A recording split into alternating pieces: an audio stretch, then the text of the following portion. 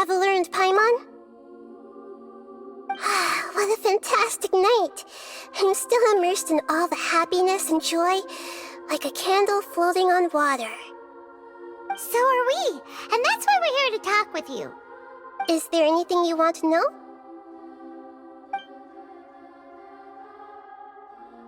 After recent events, the Akasha can no longer function as it used to.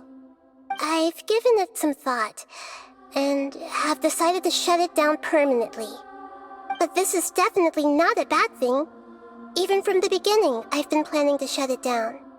The Akasha's centralized administration of knowledge has always restrained people's curiosity and curtailed the number of paths available to them. I don't think this is good for Sumeru. Although people may initially feel a little uncomfortable with the loss of the Akasha, they will soon understand that this life is more suitable for them. And as for the future of Sumeru, I'm preparing to regain control of the academia. The former sages have received their punishment, but the new sages have yet to be selected. I will oversee the process personally. I hope that the new 6 great sages will be more focused on academics. Sumeru needs such leaders more than ever. The other big issue is the people of King Deshret. All the residents of the desert, in fact. They have been mistreated for far too long. I've already taken some measures to address this.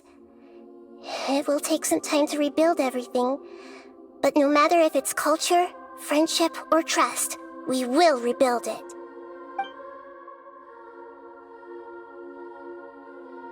You mean, what happened after the doctor put you to sleep?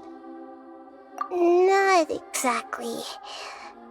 The top-ranked Fatui Harbingers, up to number 3, possess power comparable to that of gods. I was no match for him in that kind of situation. However, in spite of the bad situation, I still managed to make a fair deal with the doctor. I'm sure you remember the entity that changed your fate, the Heavenly Principles. In fact, the Heavenly Principles has been quiet since the Khaenri'ah disaster 500 years ago. I used this point as leverage against the doctor.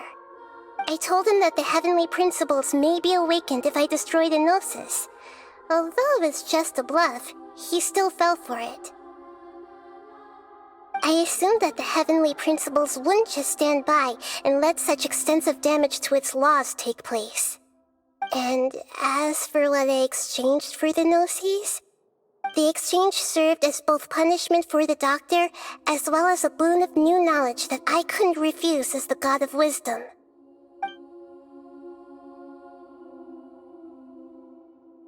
He's still in a coma. I've hidden him like how one would hide a feather. I know you have many misgivings about him, but as someone who had become a god, he has retained a number of very useful features. Don't worry, I'll keep an eye on him and make sure he doesn't do any evil. In addition, there are still some mysteries left in him. Some things may be very clear from my perspective, but he is still yet to understand them himself. His future will be determined by fate.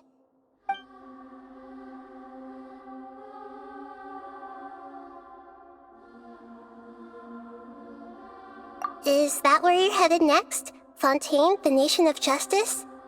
As far as I know, that nation operates in a judicial system. Does their Archon personally judge people? No, there's a Chief Justice in Fontaine. Generally speaking, the Hydra Archon, Focalors, won't preside over individual trials. However, even then, Focalors will still make herself present at just about every trial. It seems that she just likes to immerse herself in that sort of atmosphere.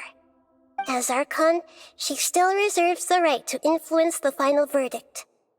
Anyway, let's just say she's got, a very unique personality. Are you sure? Isn't there something else you haven't asked about yet? Huh? You mean... About your sister. While you were resting at Gandharvaville, I took some time to perform an Irminsul search for information on your sister.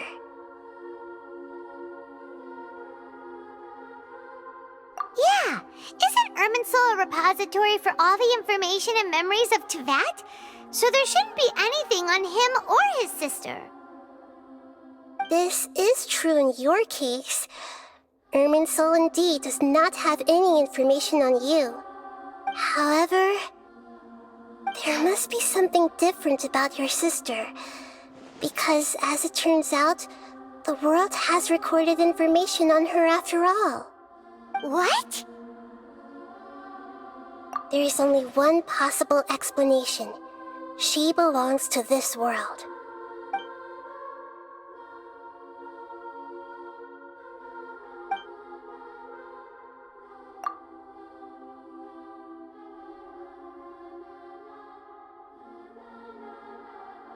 But nothing about this makes any sense!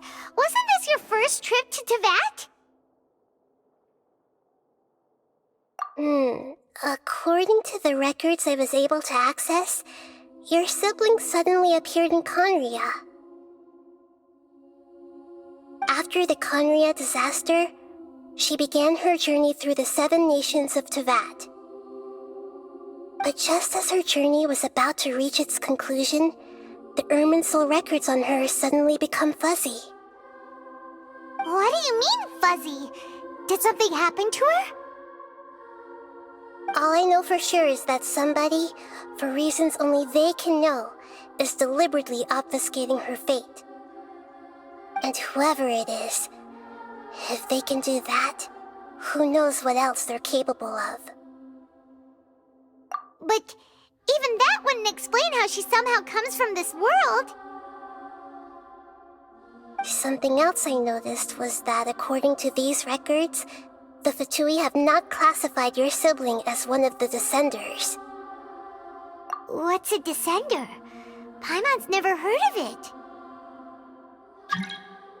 Look, I'm sure you must be curious about the information I received from the Fatui in return for my gnosis, right? A very important part of the intel was about this world's Descenders. External beings, ones that don't belong to this world. Traveler, you are Teyvat's 4th Descender. Huh? So the Fatui count 3 other Descenders before the Traveler? And his sister isn't even one of them?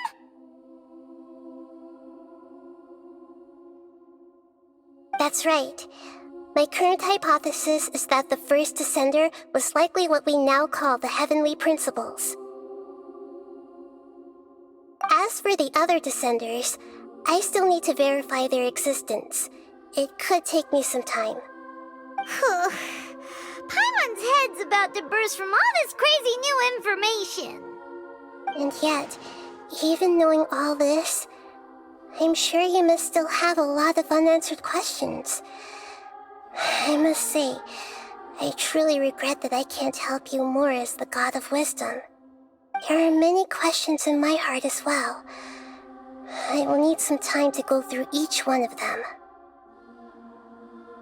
And soon, you'll also begin your journey anew and depart from Sumeru. I'm very interested in your future. It's a journey that can't be observed or recorded by this world. If fate is the ultimate knowledge, then your future will be the ultimate fate. Paimon's sure glad we got to meet you, Nahida. The pleasure is all mine. I can't thank you enough. Alright, that's enough talk for today.